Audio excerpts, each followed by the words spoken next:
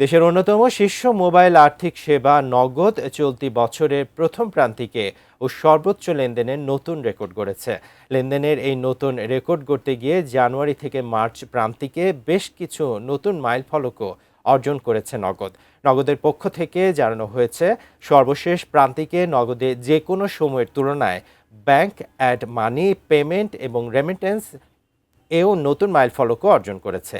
নগদের এমন প্রবৃদ্ধি ও লেনদেনের ইতিবাচক ধারার বিষয়ে নগদ প্রশাসক মোহাম্মদ মোতাসিম বিল্লাহ দেশে বিদ্যমান মোবাইল আর্থিক সেবাগুলোর মধ্যে নগদ এখনও সবচেয়ে কম টাকায় ক্যাশ আউট করার সুযোগ দিচ্ছে।